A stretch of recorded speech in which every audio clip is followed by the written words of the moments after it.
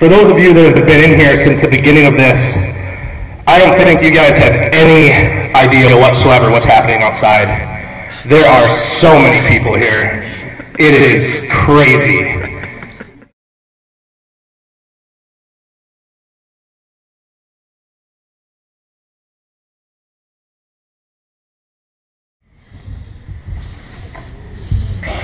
When I got the phone call telling me the news, what went through my head was the exact same thing that each and every single one of us thought.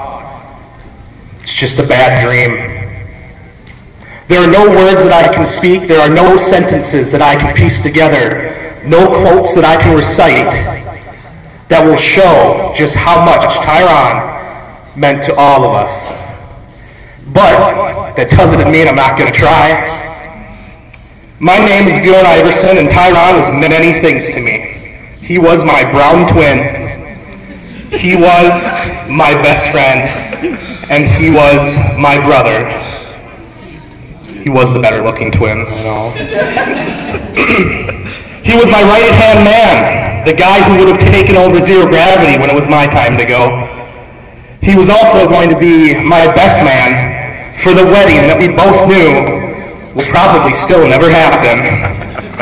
He was my confidant, my advisor, the wall I sometimes needed to lean on. He was my travel partner for all those trips to Paris. He was many things to me, and while it saddens me that he is gone, he will never be forgotten. So what else was Tyron? Oh man, the list could go on forever, but don't worry, I'll try not to. Tyron was happy, so much so it was infectious. And that smile, he would walk into even the darkest room and light it up. He was the kind of guy that put the word fun into funeral. Because you spell funeral F-U-N. Tyron was caring. If you were his friend, which didn't take much since he pretty much loved everyone, he would do anything to help you. Tyron was loyal. He knew the meaning of honor, respect, and trust. They say actions speak louder than words, and Tyron was a man of action. Tyron was shy, but there was no shortage of courage in his heart. As I speak these words, someone sitting amongst us who had never met him might be thinking, wow, he was the perfect guy. And he was. Almost. He had his flaws, a term that I use loosely. For instance, he was sensitive. Sometimes he would take things just a little too hard. Those of you that know me well know that I have no filter. I am blunt, I am honest, and I will tell you exactly the way things are.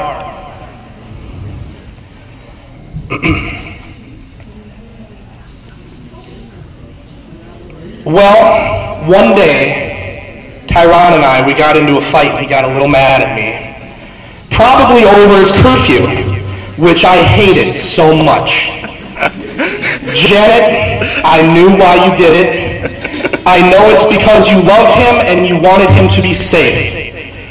But I loved him too. You see, I didn't want Tyron to stay out later and to spend the night at my house so we could get into trouble and do stupid things.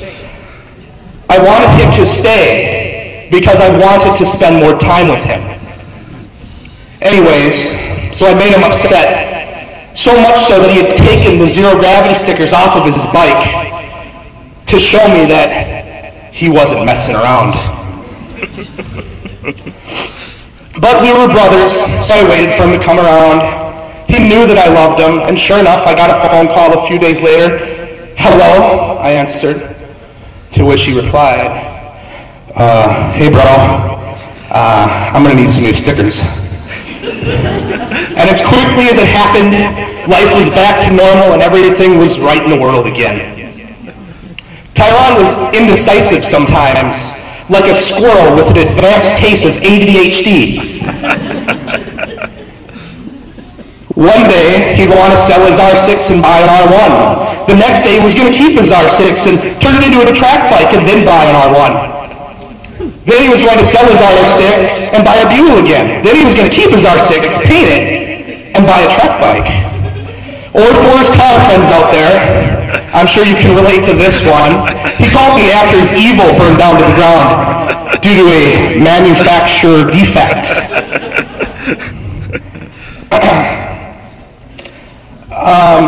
And he told me that he was going to buy a Camaro 2 days later.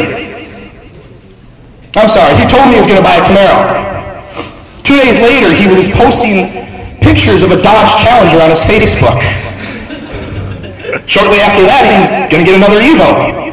I can't tell you how many times he changed his mind, but man, we can't say that he wasn't passionate.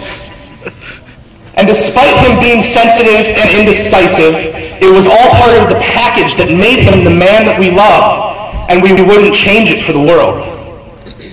He would be the guy to show up and help you move, the guy who would give you a hug if you were hurting, the guy to make you laugh if you were sad. He was the guy that would give you advice if you were lost, the guy that would make you feel welcomed if you were a stranger. And he was the guy who would entertain you if you were bored. Oh, but not with magic tricks. You see, he wasn't very good at it. Once he tried to pull a quarter from behind my ear, and I somehow ended up choking on it. That was kind of awkward. Now, you see that right there? Did you hear that? Laughter. That was Tyron. Today marks the day that Tyron's mission in this life has come to an end. But that's okay, you see. Tyron's death only applies to his physical body, a vessel that he no longer needs. His soul lives on, a spirit that a sword cannot pierce, a fire cannot burn, the water cannot melt, the air cannot dry. His soul is free, unbounded, holy, pure, and perfect. In closing, I must remind you, don't cry because it's over. Smile because we were lucky enough to know him. We were lucky enough to have him in our lives. We are all walking away with a piece of Tyron in our hearts.